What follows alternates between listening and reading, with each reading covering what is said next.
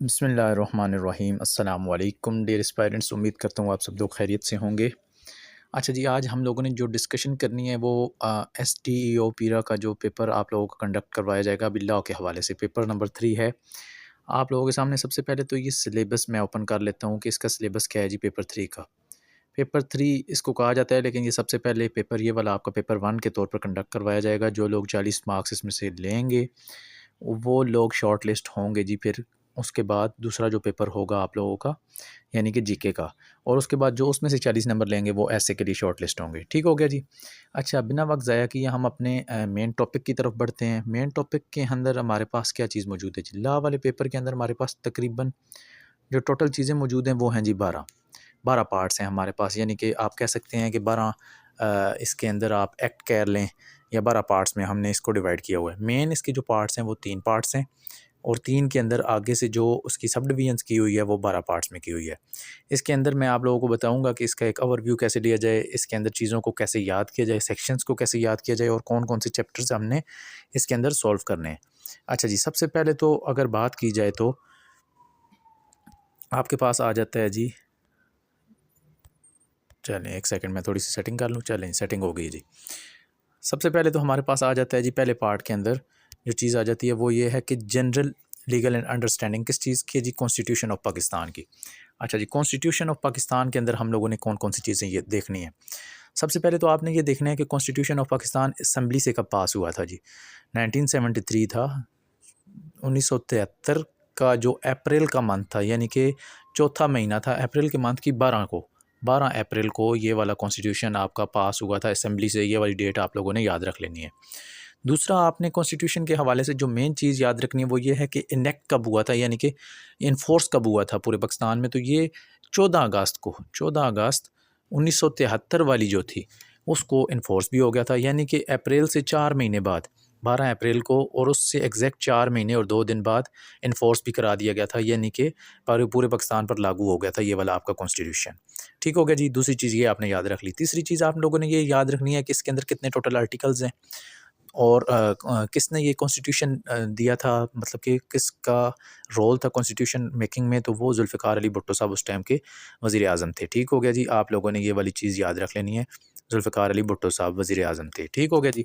अच्छा उसके बाद हमारे पास जो तीसरी चीज़ आ जाती है जो आप लोगों ने याद रखनी है वो ये है कि आप लोगों ने टोटल इसके आर्टिकल कितने हैं। तो टोटल इसके आर्टिकल हैं जी 280 आर्टिकल्स आप लोगों ने याद रख लिए।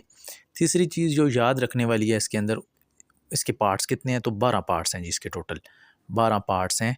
12 पार्ट्स के अंदर मज़ीद उसको चैप्टर्स में भी डिवाइड किया हुआ है, 1-2 चैप्टर हैं एक-एक पार्ट के। तो वो मैं आप लोगों को बाद में याद करवाने की कोशिश करता हूँ। फ़िलहाल हम इसका एक ओवरव्यू ले लें कि कौन-कौन सी चीज़ें मौजूद हैं।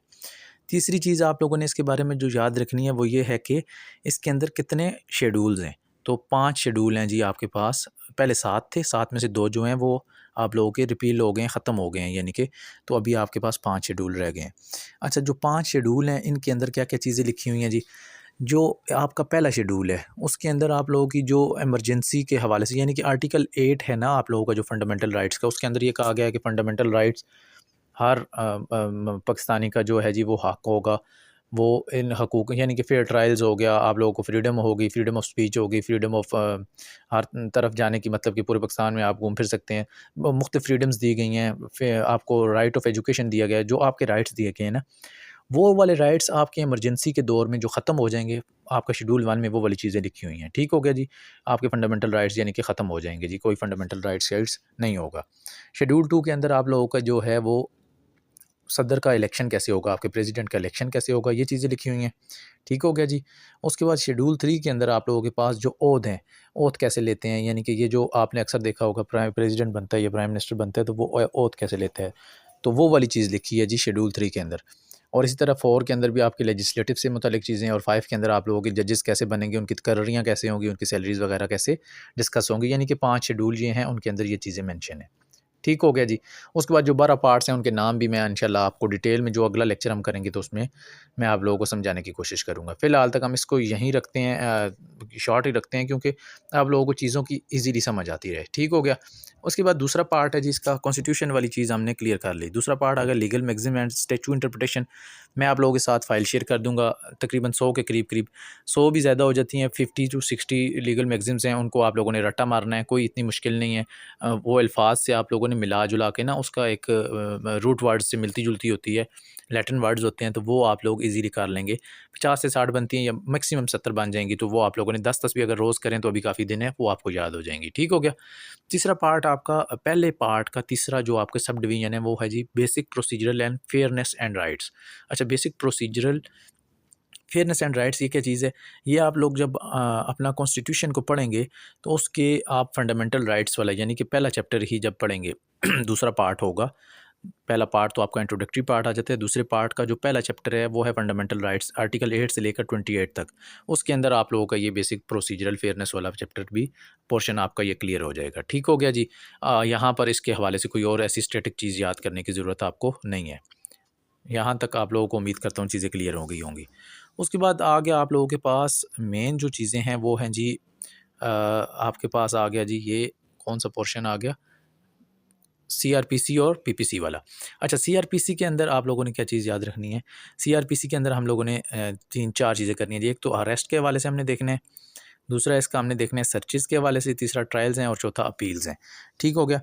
सबसे पहले तो हमने ये चीज़ याद रखनी है कि सीआरपीसी 1988 में आई थी जी। ठीक हो गया? और इसके टोटल सेक्शंस हैं 565। ये वाली बात आपने याद रख लेनी है, 565 इसके ज़्यादा होंगे, इन दोनों को आपने मिक्स अप नहीं करना। और जो आपका पाकिस्तान पीनल कोड है इसके सेक्शन हैं आपके पास 511 इसके काम होंगे। ठीक हो गया जी। उसके लफ्ज़ ज़्यादा हैं, सीआरपीसी 4 वर्ड हैं तो उसके 565 हो गए। इसके 3 लफ्ज़ हैं टोटल, पीपीसी तो इसके 511 यानी कि इसके कम हो गए। ठीक हो गया जी। यहाँ तक आपको बात उम्मीद करता हूँ समझ आ गई होगी। उसके बाद दूसरी जो चीज़ है, इसके अंदर आप लोगों के करीबन तकरीबन, अब एग्जैक्टली मेरे जहन में आ नहीं रहा, मेरे ख्याल में 45 चैप्टर्स बनते हैं सीआरपीसी के। इसी तरह आपके 23 चैप्टर्स बनते हैं आपके पीपीसी के, 23 चैप्टर्स हैं आपके पीपीसी के। ये आप लोगों ने ये वाली दूसरी चीज़ भी याद रख ली। इनकी डेट्स आपने याद रखनी है, 1860 और 1898, ये 2 चीज़ें आप लोगों ने याद रख ली। अच्छा जी, उसके बाद जो इसके अंदर मेन चीज़ें जो याद रखने वाली हैं वो अरेस्ट वाले जो हैं वो कौन से आपके पास सेक्शंस बनते हैं। अरेस्ट के हवाले से आपके जो सेक्शंस बनते हैं सीआरपीसी में वो बनते हैं आपके 46 से लेकर 60 तक। 46 से लेकर सेक्शन नंबर 46 से लेकर सेक्शन नंबर आपका 60, ये आप लोगों ने चीज़ अपने पास नोट करनी है और यहाँ से इन सेक्शंस को पढ़ना स्टार्ट करना है। मैं भी इंशाल्लाह कोशिश करूँगा ये इसका एक ओवरव्यू आप लोगों को दे दूँ कि इन सेक्शंस के अंदर क्या क्या चीज़ें लिखी हुई हैं, अरेस्ट कैसे करना है। ठीक हो गया जी। अरेस्ट के हवाले से उम्मीद करता हूँ आप लोगों को चीज़ों की समझ आ गई होगी। उसके बाद आ जाता है जी trial by magistrate. Trial by जब मजिस्ट्रेट की बात की जाती है तो इन्होंने सिर्फ ट्रायल्स लिखा हुआ है, सर्चेज़ भी लिखा हुआ है और ट्रायल्स भी लिखा हुआ है। तो अगर पहले हम ट्रायल को देख लेते हैं। अच्छा, ट्रायल्स के अंदर 2 तरह के ट्रायल्स आ जाते हैं, एक तो मजिस्ट्रेट करेगा, एक हाई कोर्ट्स करेगा, और तीसरा जो होगा आपके पास समरी ट्रायल्स आ जाते हैं इसके अंदर। अच्छा, ट्रायल्स बाय मजिस्ट्रेट जो करेगा वो 241 से लेकर सेक्शन नंबर आपका 241 से लेकर 249 तक होगा। सेक्शन नंबर 249 तक वो आप लोगों का होगा जी। ठीक हो गया? अच्छा, ये वाली चीज़ भी आप लोगों को समझ आ गई होगी। ये आपने सेक्शंस अपने पास नोट करते जाना है, बाद में इसको डिटेल में हम लोग डिस्कस करेंगे। सेक्शन नंबर 241 से लेकर 249 तक, 249 तक है जी, बिल्कुल। चैप्टर नंबर 20 ये बनता है। उसके बाद चैप्टर नंबर 22 है जो हमारे पास, वो ट्रायल बाय हाई कोर्ट्स है या सेशन कोर्ट्स। वो आपका बनता है जी सेक्शन नंबर आपका 265 ए से लेकर 265 के तक, 265 ए से लेकर 265 के तक ये आपका बनता है जी ट्रायल बाय आपका हाई कोर्ट्स या सेशन कोर्ट्स। ठीक हो गया जी। ये वाली चीज़ भी आप लोगों को उम्मीद करता हूँ समझ आ गई होगी। ट्रायल्स भी आपका यहाँ पर क्लियर हो गया, सेक्शंस की समझ आ गई मेन। उसके बाद तीसरी चीज़ आ जाती है आपके पास अपील। अपील के जो आपका चैप्टर है, चैप्टर नंबर 31 है, चैप्टर आपने 31 याद रख लें। और इसके अंदर जो सेक्शंस हैं आपके वो हैं जी 406 से लेकर आपके 430 तक, 430 तक। ठीक है, आपने ये वाली मेन बेसिक चीज़ें ये याद रखनी है, अपने जहन में रखनी है कि आपके सेक्शंस कौन कौन से काउंट होंगे। ठीक हो गया? अच्छा जी, उसके बाद हम लोग आगे बढ़ते हैं। आप लोगों को सेक्शंस की उम्मीद करता हूँ यहाँ तक आपने से फ़िलहाल अपने पास ये चीज़ें नोट करते जाना है। नोट कर लेंगे, उसके बाद हम डिटेल में इन सेक्शंस को देखेंगे कि इनके अंदर क्या-क्या चीज़ें लिखी हुई हैं। क्योंकि आपको चैप्टर्स का या सेक्शंस का पता होगा कि ये यहाँ से ये ट्रायल्स वाला था, तो आप आइडिया भी लगा लेंगे पेपर के अंदर कि अच्छा, ये वाला सेक्शन पूछा हुआ है, इसका मतलब 406 से 430 के दरमियान तो अपील से रिलेटेड थे। अगर वो ट्रायल का कोई क्वेश्चन पूछ लेता है कि ट्रायल वो करता है इस सेक्शन के अकॉर्डिंगली और 406 से 430 के दरमियान कोई भी सेक्शन दे देता है, तो आपको आइडिया हो जाएगा कि नहीं, ये अपील वाला है, इसका मतलब ये वाला ऑप्शन राइट नहीं होगा, दूसरा ऑप्शन राइट होगा। ठीक हो गया जी। अच्छा, उसके बाद आप लोगों के पास जो मेन चीज़ आ जाती है, पीपीसी आ गई जी। अच्छा, पीपीसी को जब हम देखते हैं तो पीपीसी के अंदर आपकी 3 चीज़ें उसने लिखी हुई हैं जी। क्या-क्या चीज़ें लिखी हुई हैं? एक तो ये लिखा हुआ है कि क्रिमिनल लायबिलिटी, दूसरा पब्लिक ऑफेंसेस और तीसरा अबैटमेंट। अच्छा, क्रिमिनल लायबिलिटी के हवाले से कुछ चीज़ें हैं, वो मैं आप लोगों के साथ एक फ़ाइल छोटी-सी बनी हुई है, 1-2 पेजर है, वो शेयर कर दूँगा। कुछ उसके अंदर सेक्शंस हैं, वो आप लोगों ने याद कर लेने हैं। उसके बाद आ गया जी आपके पास पब्लिक ऑफेंसेस। पब्लिक ऑफेंसेस को अगर आप देखें तो पब्लिक ऑफेंसेस आपके सेक्शन नंबर 141 से 160 तक हैं। एक 141 से लेकर 160 तक, ये आ गए आपके पब्लिक ऑफेंसेस एक तो। दूसरे आपके पास जो पब्लिक ऑफेंसेस आ जाते हैं, वो हैं जी 264 से लेकर आप लोगों के 285 तक या 267 तक तकरीबन बनते हैं। 285 तक ही बनते हैं, क्योंकि इसके अंदर आप लोगों के आ जाते हैं, एक तो वेट के हवाले से जो आपने मेजरमेंट्स गलत किए हैं उसके हवाले से सेक्शंस हैं, और दूसरा आप लोगों के जो मेडिकल की फ़ील्ड में आप लोगों ने कोई गलत दवाई वगैरह बेची है, तो उस हवाले से भी ये पब्लिक ऑफेंसेस में अंदर चीज़ें आ जाती हैं। और इसके अलावा अगर आप रैश ड्राइविंग कर रहे हैं, तो ये पब्लिक ऑफेंसेस में ये वाली सारी चीज़ें आप लोगों की शामिल हो जाएंगी। ये 2 तरह के पब्लिक ऑफेंसेस आ गए। ठीक हो गया। तीसरी चीज़ जो हमारे पास इस पोर्शन के अंदर मौजूद है पीपीसी वाले में, वो है जी आप लोगों की अबैटमेंट।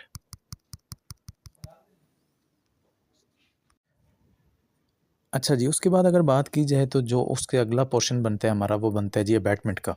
अबैटमेंट जो है वो आपका सेक्शन नंबर 107 यानी कि चैप्टर आपका 5 बनता है। चैप्टर नंबर 5 पीपीसी का, चैप्टर नंबर 5 आपने याद रखना है, पीपीसी का चैप्टर 5, चैप्टर 5।